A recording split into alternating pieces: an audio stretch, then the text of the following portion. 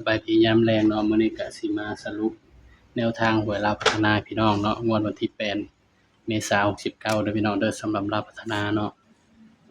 ก็สบายดี FC ทุกคนเนาะพี่น้องเนาะทางช่องบ่าวปุ้ม Channel เนาะนี่ก็สิมาสรุปให้เนาะพี่น้องสำหรับลาวพัฒนาเนาะงวดวันที่8เมษายน69นะครับเนาะสรุปเนาะพี่น้องเนาะลาวพัฒนา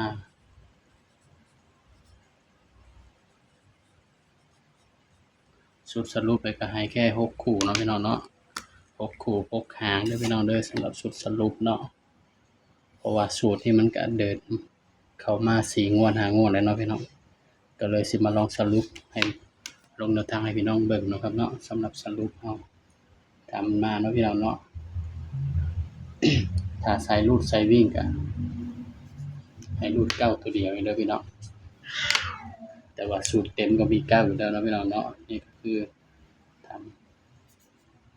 40 42 47 02 07 72 3ตัวพี่น้อง274247 047นี่ก็คือสูตร3ตัวเนาะครับเนาะสำหรับแนวทางมื้อนี้เด้อพี่น้องสูตรสรุปเนาะย้ำว่าตัวเลขก็เป็นเพียงแนวทางเด้อครับเด้อมีเข้ามีหลุดเนาะพี่น้องเนาะ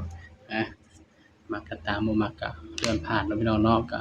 ลงให้เพื่อเป็นแนวทางเท่านั้นเนาะพี่น้องเนาะถ้าว่าชื่นชอบแนวทางก็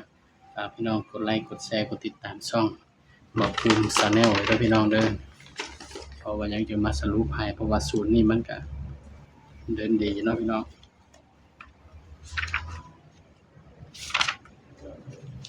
นี่เนาะนี่เข้ามานี่เนาะตั้งแต่วันที่1นี่ได้464063มันก็มา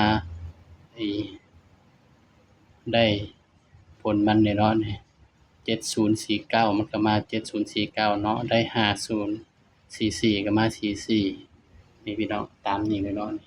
สำหรับมื้อนี้ก็4720เนาะมาเบิ่งนำกันพี่น้อง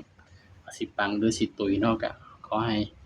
ปังๆนะครับเนาะสำหรับคลิปนี้ก็ฝากไว้ส่ำนี้เด้อพี่น้องเด้ออย่าลืมกดไลค์กดแชร์กดติดตามบ่าวปุ้ม Channel ด้วยครับเด้อสวัสดีครับ